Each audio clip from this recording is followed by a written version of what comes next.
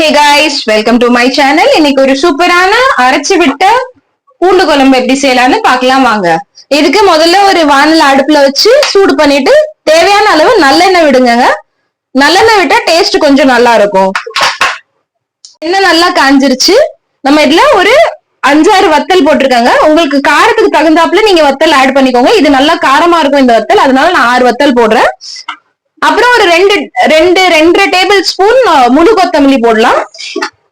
ஒரு 1/4 டீஸ்பூன் மிளகு போட்டுக்கலாம். அதே மாதிரி ஒரு 1/4 டீஸ்பூன் வெந்தயம் போட்டுக்கிறேன். 1/4 டீஸ்பூன் கடுகு போட்டுக்கிறேன். அப்புறமா அதே 1/4 டீஸ்பூன் ஜீரகம் போட்டுக்கிறேன். இப்ப இதை நல்லா பொரியா வதக்கிடுவோம். கேஸ் லோ ஃபிளேம்லயே இருக்கட்டும், கருகிட கூடாது. இது நல்லா வதங்கி வரட்டும். இது நல்லா லோ ஃபிளேம்ல ஒரு 3 நிமிஷம் வதக்கிட்டாங்க, வறுத்து எடுத்தாச்சு. இது கூடவே ஒரு சின்ன லெமன் சைஸ் புளி நான் ஆட் பண்ணிக்கிறேன். அது போக ஒரு சின்ன துண்டு தேங்காய், அதாவது 1/2 சில்லு தேங்காய் எடுத்து அதையும் நான் ஆட் பண்ணிக்கிறேன். இங்க பாருங்க, இவ்வளவுதான் தேங்காய், இதையும் நான் ஆட் பண்ணிக்கிறேன். இப்ப இதை நல்லா வதக்கி எடுத்துக்கலாம். இப்போ இதுவும் நல்லா ஒரு 3 நிமிஷத்துக்கு வதக்கியாச்சுங்க. இப்போ இதுல நம்ம ஒரு 10 பல்லு சின்ன வெங்காயம் உரிச்சு, இல்ல 20 பல்லு கிட்ட சின்ன வெங்காயம் இருக்கு, இதை ஆட் பண்ணிக்கிறேன். ஒரு சின்ன தக்காளியை நான் ஆட் பண்ணிக்கிறேங்க. இதை நல்லா வதக்கி எடுத்துக்கலாம் நம்ம. இதுவும் ஒரு 5 நிமிஷம் வதங்கி வரட்டும். இந்த பாருங்க, வெங்காயம் தக்காளி போட்டு ஒரு நல்ல 5 நிமிஷம் வரைக்கும் நல்லா லோ ஃபிளேம்ல வச்சு வதக்கி விட்டுட்டாங்க. இப்ப நம்ம கேஸ் ஆஃப் பண்ணி இதை நல்லா ஆற விட்டுக்கலாம் நம்ம. இது ஆறுனதுக்கு அப்புறம் இதை நம்ம அரைச்சு எடுத்துட்டு வந்துக்கோங்க. மசாலா எல்லாத்தையும் நல்லா அரைச்சிட்டு வந்தாச்சு. இப்போ ஒரு வானல்ல எண்ணெய் ஊத்திருக்கிறேன். நல்லெண்ணெய் தான் ஊத்திருக்கிறேன். உங்களுக்கு எவ்வளவு எண்ணெய் தேவையோ அவ்வளவு ஊத்திக்கலாம். நிறைய எண்ணெய் போட்டோம்னா கொஞ்சம் கெடாம இருக்கும். அதனால இப்போ எண்ணெய் நல்லா காஞ்சிருச்சு. இதுல கொஞ்சமா கடுகு, கொஞ்சமா வெந்தயம், அது நல்லா பொரியட்டும். பொரிஞ்ச உடனே கொஞ்சமா கருவேப்பிலை போட்டுக்கலாம் நம்ம. இப்போ இது நல்லா பொரிஞ்சிரட்டும். இப்போ கடுகும் வெந்தயமும் நல்லா பொரிஞ்சிருச்சு. 2 கருவேப்பிலை போட்டுக்கிறேன். 2 பச்சை மிளகாய் கீரி இருக்கிறேங்க, அதை போட்டுக்கிறேன். இதுல 2 பச்சை மிளகாய் போட்டிருக்கேன்.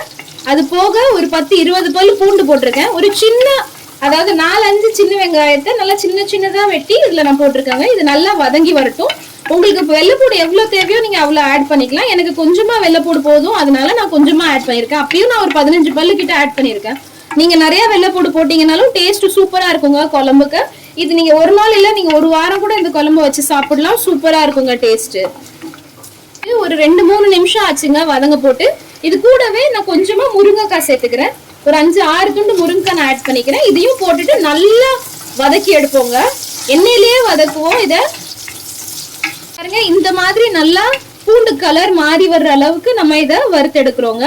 இது நல்லா வதக்கியாச்சு. இது வதங்கினதுக்கு அப்புறம் நம்ம மையா அரைச்சிட்டு வந்திருக்கோம்ல, நல்லா மையா, அங்க பாருங்க, மையா அரைச்சிட்டு வந்துக்கோங்க. இது நல்லா மிக்ஸ் பண்ணி இப்ப இதுல ஊத்திக்கலாம். இதுல ஊத்திட்டு உங்களுக்கு எவ்வளவு தண்ணி தேவையோ அவ்வளோ நீங்க ஊத்திக்கோங்க. ஏன்னா இது கெட்டியா இருந்தாதான் நல்லா இருக்கும். கொஞ்சமா தண்ணி சேர்த்துக்கோங்க. இப்ப இது கூடவே தண்ணி சேர்த்துட்டு நான் தேவையான அளவு உப்பு போட்டுக்கிறேங்க. இந்த அளவுக்கு நான் உப்பு சேர்த்துக்கிறேன்.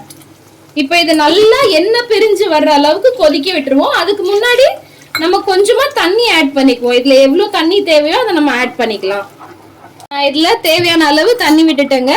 இப்ப இத நல்லா மூடி வச்சுட்டு நல்ல எண்ணெய் பிரிஞ்சு வர்ற அளவுக்கு வேக விட்டுருவோங்க.